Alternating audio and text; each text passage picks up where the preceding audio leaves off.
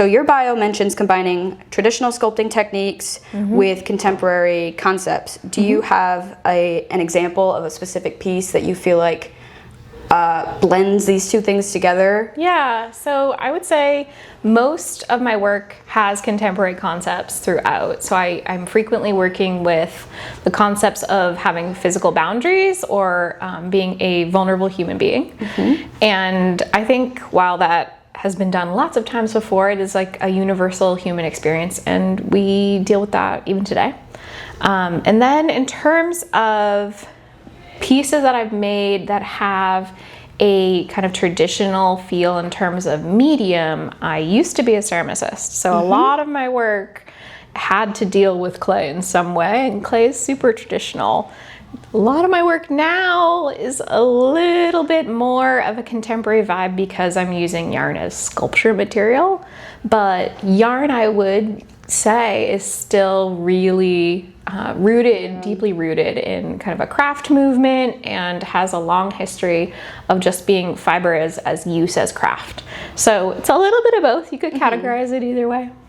Is there like a specific piece that you think that uses that material with the contemporary concepts? Yeah, I would say I've done a sweater series where there's about 7 of them in the series, but it's ever growing and ever changing, where folks have worn them. So I've knitted them. They look like typical sweaters, except they're in incredibly bright colors, and they have sometimes really harsh phrases on them or things that you probably wouldn't say out loud to a mass of people. So if you were wearing this out in public, it is like telling secrets to a general public.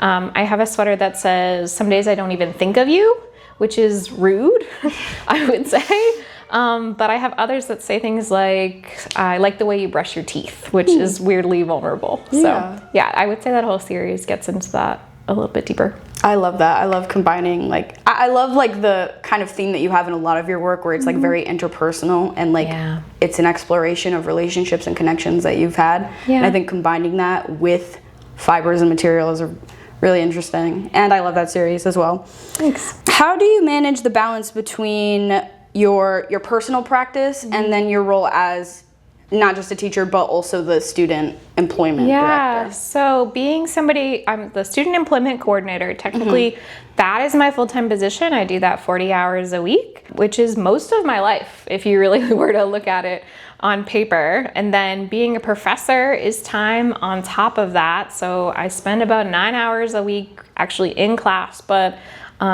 it's mostly answering a lot of emails at crazy times of day. I'm really good at responding same day, I like to think. And I have my own practice, which I do consider to be full-time. So I would say those two roles influence my practice and do show up in that now that I am making and I have supplemented experience. I spend a lot of time in the studio in early morning and then late afternoon, and then I am just there all the time on the weekends. That's all I do.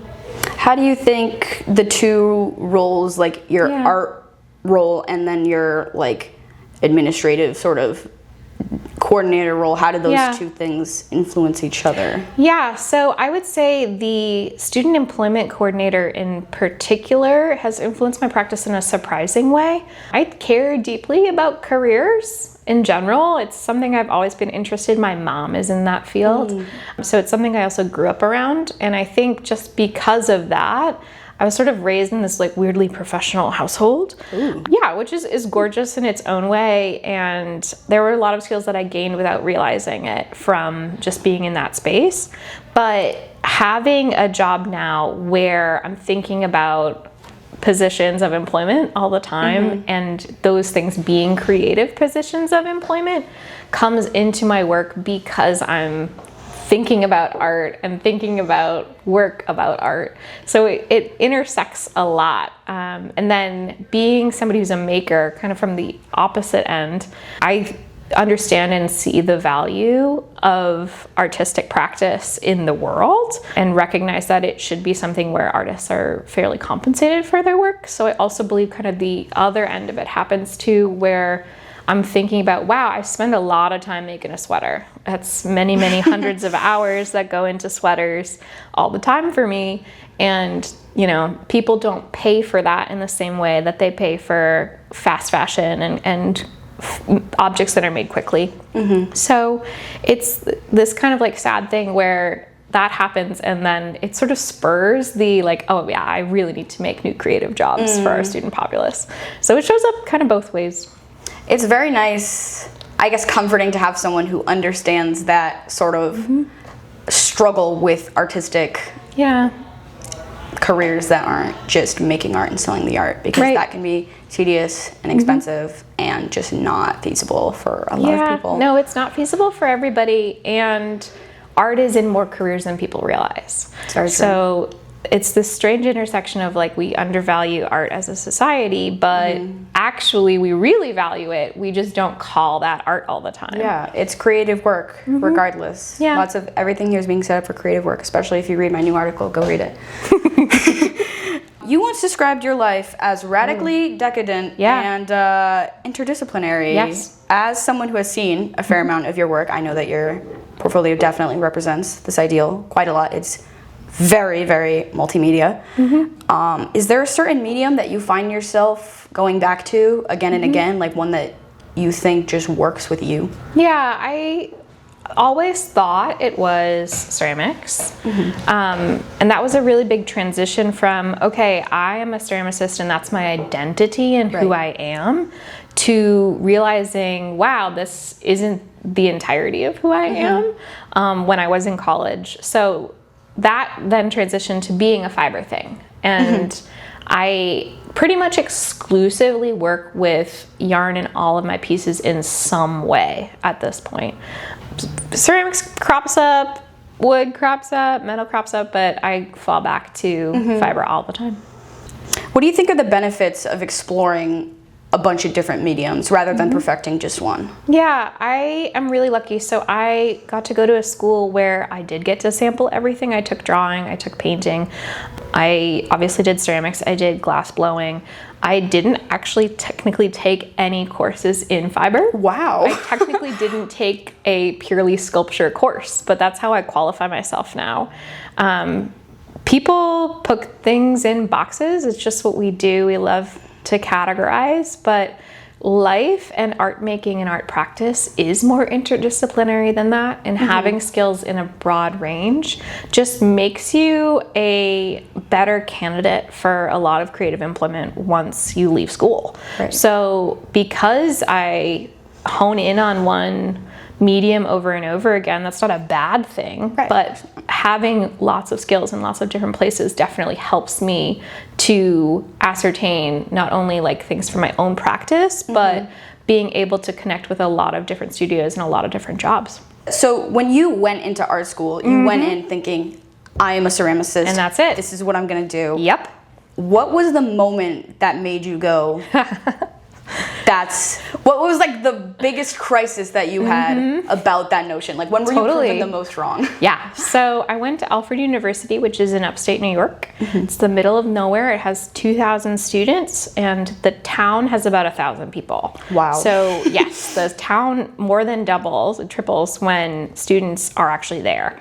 So it's tiny little nothing in the middle of nowhere. All they do out there is make incredible ceramic work. They're the best ceramic program in the country. So of course I decided I was gonna go there, which is great until you realize, wow, if you're at the best ceramics program in the country, all of the best ceramicists are there. And not only are they your professors, but they're also your peers. And I had this realization in hand building and wheel throwing classes where I was like, wow, I'm just not as good as I thought I was. And I worked incredibly hard to do as well as I did in both of those courses, but then I recognized maybe this isn't the be-all end-all for me, and maybe that there are other aspects of art and making that I actually find more enjoyable than producing the best and biggest ceramic piece. I also knew at the time that I was going to teach. I had decided in middle school that I wanted to be a 7th and 8th grade teacher. Obviously, I'm not that anymore. But knowing that I was going to teach was also like, okay, it's going to be fine because I always have teaching. And there was this like fallback plan. But that's only one aspect of my practice, and I actually feel like I'm more of a maker than a professor sometimes, and that's a bigger part of my identity. I think that's a strength, personally. It's better to have creators that teach you than like teachers who happen to create, and I think we have a very strong team of those at Montserrat, we definitely which I'm very grateful for.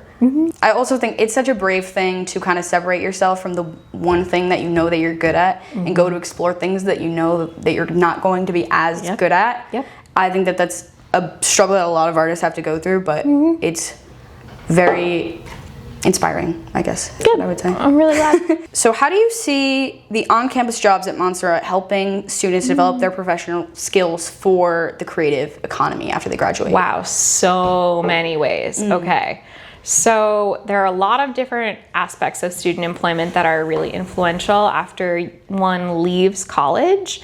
There's really great data, both like the data that we have taken internally, so the surveys that I have done, but also a lot of academic papers pointing to students who have on-campus employment for at least 2 years in their field. So for us, that's working in the creative economy in some way. So if you have an on-campus job and it's doing something creative, they are way more likely, it's 10% more likely after you graduate to land a job faster than their peers. It's equivalent of graduating in the top 25% of your class. Wow. So if your GPA is not as great, you should 100% do campus employment. If your GPA is great, you should also do campus employment, because there's also massive data, both again, internally and externally. We see at Montserrat, if you're an on-campus employee, your GPA is higher than the people who are not employed on campus by 0.3, which is really significant in GPA. That's, again, it's that big difference between 4.0 and 3.7. Exactly. So it's really huge in terms of just those aspects. I would also say you're also developing a lot of skills. So there are these things called transferable skills, which are the things that you pick up as you're going through a job, of having things like clear communication, being professional and dependable, showing up to work on time is a skill. And if folks don't realize that, if they're doing that at 17 or 18, that's huge compared to, oh wow, I haven't had a job before, I'm graduating and now I'm 22 and I have to learn these things for this first time. So having an on-campus job now gets you just way more prepared for the possible future that you could want. So these positions sort of act like springboards that sort of vault you into employment after graduation. Is there one change that you would like to make to make this student employment program be even more helpful at helping students achieve that goal? Yeah, so one thing that is shifting that we're seeing for next year, the folks that are incoming for fall of 2026 will be required to work on campus. And they'll be required to work for 5 hours a week all 4 years they're here, which guarantees them a lot of things. It guarantees them that exciting, like, possible boost in GPA, which we love. It guarantees them a closer connection to the creative economy, so they're going to be employed in art jobs while they're on campus. And because of our new director of kind of our off-campus partnerships, he is working on creative enterprises, which are student-run businesses. Oh, wow. And pieces of the community that we already have connections with. So he's already created a business that is like the Montserrat Design Center. So they're working with a professional client right now. They're doing a semi-pro soccer team's logo. Oh, wow. Which is huge. Yeah. It's massive to take on client work before you leave college. And all of that is hopefully going to prepare students for better career readiness. And when they leave college, they'll have at least 2 years of job experience that are within the creative economy. It's really hard to break into the creative economy if you don't already have that experience. So by giving it to students, by requiring it of them, they will 100% make that happen. And they get a paycheck, which we love every 2 weeks. That's definitely a plus. It's huge. So you're both the student coordinator, student employment coordinator. Yep. As we discussed, as well as a professor. So you kind of have a unique perspective on like what kind of skills are being taught in the classroom versus in these positions. How do you work with faculty and staff to ensure that on-campus jobs are directly tied into the artistic skills that they're learning in the classroom? So we are really lucky that we are so small. And this is one of the ways that Montserrat is so wonderful, because we're small. Faculty and staff are frequently the supervisors of a lot of our on-campus positions. So they directly recognize and already know our student body and what we're capable of. Also means that we have an understanding of kind of the competencies that students are learning in the classroom. So when you take form and space, you're doing 3D work, but you're also learning how to take a 2D drawing, make a model, then make that 3D. Right. That's something we check off every year. We have the same sort of thing in jobs. So a job description has competencies, and we ensure that those things are met. So because they are honestly like mimicking each other and mirroring each other, we ensure that both are translated from the classroom into work and from work into the classroom. What is the most rewarding aspect of your work at Montserrat so far? Oh my God, this is such a hard question. You can give top 3. Okay, yeah. Working with students is amazing. It is definitely what I've always wanted to do. Would have been really different to work with middle schoolers. Middle schoolers are awesome, and they just can't make the amazing things that college students can do. Yeah, every time I think about the best thing that's happened in the day, it's because I've worked with students in the day. It's really sad when you guys aren't here in the summer. It is so much of a bummer. So I think that's probably the biggest thing. I also love to be able to teach meaningful art making skills. I think that's huge. Yeah, I think those are probably the biggest things. And then again, it's looping in careers. Careers are absolutely everywhere. So ensuring that students recognize and can find those things is wonderful. And I love being a resource for that. What, like looking ahead with this position, is there any goals that you want to have like implemented, going steady for yourself within the next year? In the next year, well, it looks like fall, I'm probably teaching a fiber-related course, which is an amazing thing. I've worked on the course proposal, which is something that staff and faculty get to do when they're proposing a course for any semester. And that just means that if that gets through and I get to run it, that I'm kind of doing my dream. Teaching a fiber course would be ideal. And even though you've never taken one. Even though I've never taken one, even though I've never taken a college level fiber course, it's all I do. So it would be nice to implement that. Yeah, I think that's probably my biggest goal personally.